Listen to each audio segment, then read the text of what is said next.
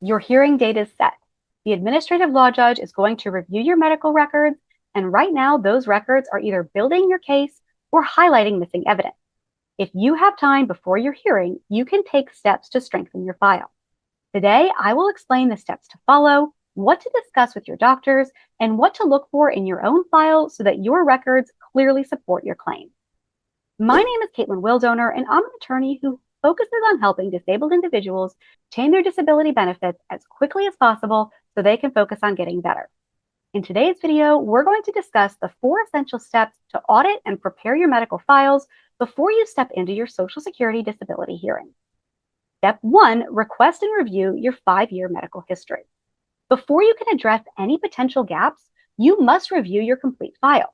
Request a complete copy of your medical records from every healthcare provider you have seen since your impairments began. As you read through your records, evaluate them with one question in mind. Does this file clearly document my physical or mental restrictions? Look for consistent diagnoses across your visits, objective diagnostic reports, and any treatment gaps where you went months without seeing a doctor. Step 2, request a residual functional capacity assessment. A formal medical opinion from your treating physician can be an influential component of a disability file. Ask your primary treating doctor or other treating specialist to complete a formal residual functional capacity or RFC assessment. This document will ask your doctor to outline your physical and mental limits during a standard 8-hour workday based on their clinical observations. Can you remain seated for more than 2 hours at a time? Can you lift and carry more than 10 pounds? Can you maintain concentration for extended periods despite severe pain? Can you reliably attend a workplace 5 days a week?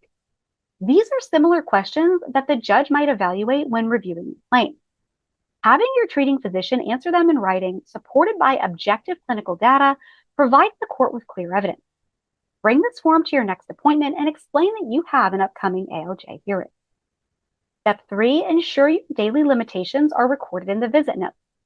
At every medical appointment that you have, be specific with your healthcare providers about how your condition affects your ability to function, and ensure that those details are written into the official visit note. Instead of simply saying, "My back hurts," provide descriptive details.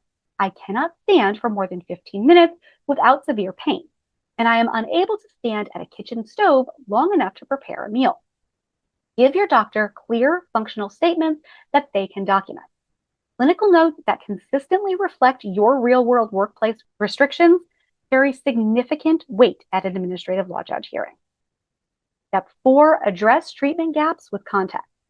If there are periods at your records where you went months without seeing a doctor, the Social Security Administration may argue that your condition must not have been severe. Otherwise, you would have sought continuous care.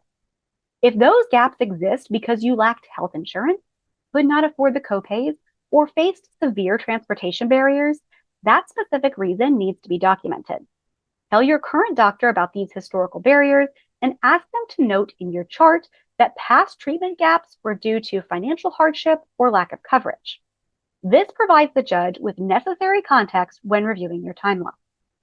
Ensuring your records are complete is about making sure the evidence that already exists is accurate, consistent, and thoroughly documented. Start this process as early as possible because requesting records and obtaining medical forms can take time.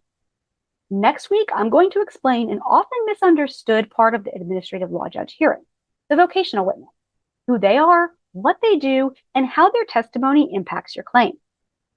Thanks so much for watching.